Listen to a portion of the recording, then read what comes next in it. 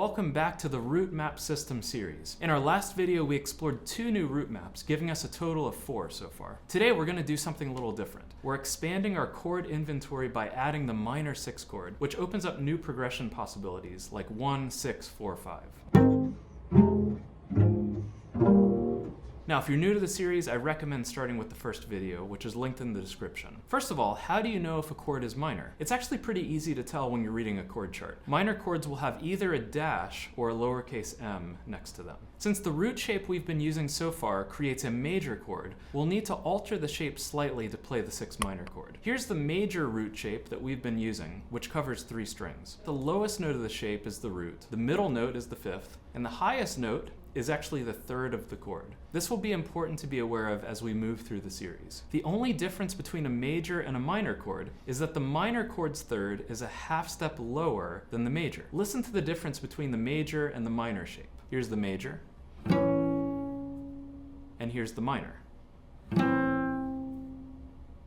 Now here's what the shape looks like after we alter the 3rd of the chord.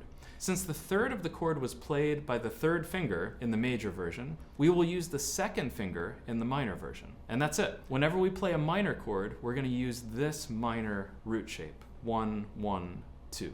So now we need to update our root maps to include the minor 6 chord. The easiest way to do this is to know that the 6 minor chord is always a whole step above the 5 chord. Here's what that addition looks like in each of the root maps we've already learned. The 6 minor chord is highlighted in red. You may notice that shifting becomes a little more difficult as we add new chords. You'll be shifting more often and sometimes by larger intervals. Remember that it's okay to mark your fingerboard with tape or lightly with a pencil as you get comfortable with distances between chord roots. Singing the root out loud before you play it and practicing shifts repeatedly until you feel comfortable with the distance are 2 really great practice strategies. Now let's try out a common chord progression that includes a minor 6 chord. 1, 6 minor, 4, 5.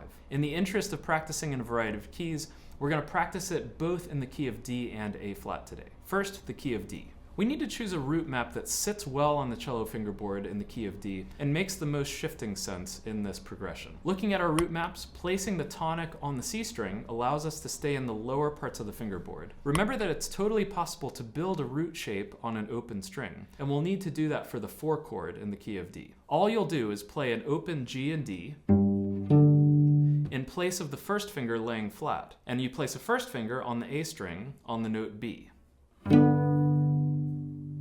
As we did in the last video, we'll be in 4/4 time and play the chord root on beat 1 and the full chord on beat 3. Here we go. 1, 2, 3, 4. 1, 2, 3, 4. 1, 2, 3, 4. 1, 2, 3, 4. 1, 2, 3, 4. Now let's try the same progression in the key of A flat. To stay in a manageable part of the fingerboard, it makes the most sense to place the 1 chord on the G string. If we compare the 2 G string tonic root maps, the only one that'll work is the one with 4, 5, and 6 on the C string. So, same drill. Here we go. 1, 2, 3, 4. 1, 2, 3, 4. 1, 2, 3, 4. 1, 2, 3, 4. 1, 2, 3, 4.